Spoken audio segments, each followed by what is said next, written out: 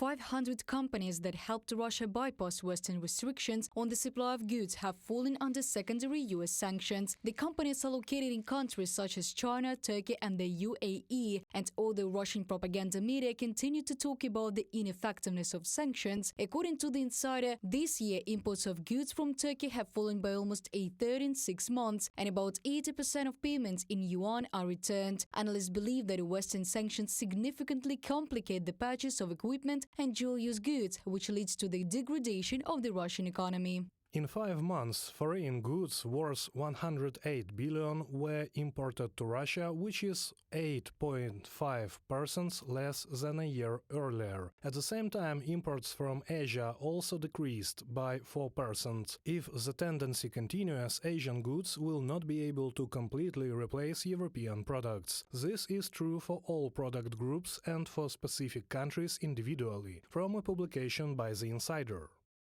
In the next 6 months to a year, prices for imported equipment and clothing may rise significantly and store shelves may become empty, analysts warn. The reason is sanctions and problems with logistics. The Russian economy is currently experiencing the largest overheating in the last 16 years. The central bank says that the country's labor force and production capacity reserves are almost exhausted. And although the country's GDP is increasing due to financial injections into the production of weapons for the war against Ukraine, inflation is also accelerating and Russians are facing rising prices.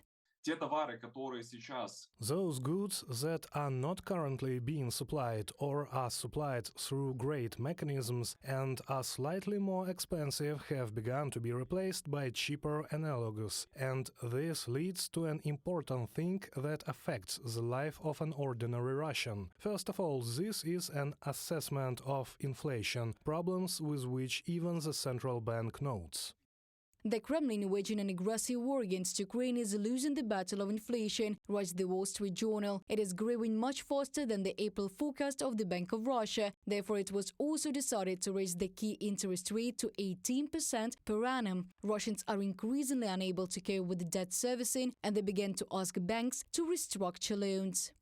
According to the Central Bank of Russia, in the second quarter, the number of applications increased by 21% compared to the first quarter, to 915,000. This is noticeably faster than the Russian investment portfolio. In 3 months, loans to the population increased by 6.3% to more than 37 trillion rubles, from a publication by the Moscow Times.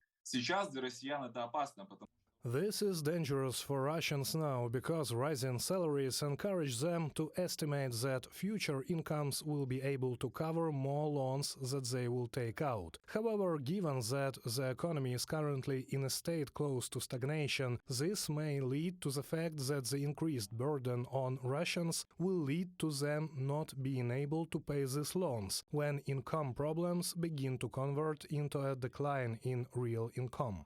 Russian state-owned companies are also facing financial difficulties. Diplomatic missions, representative offices of government agencies at international organizations, as well as foreign branches and offices of state corporations. As the Moscow Times writes, due to Western sanctions, employees abroad cannot receive salaries. Now Moscow has to pay in cash in briefcases. Reported by Diana Kolesnik, Nikita Skoblikov, UATV News.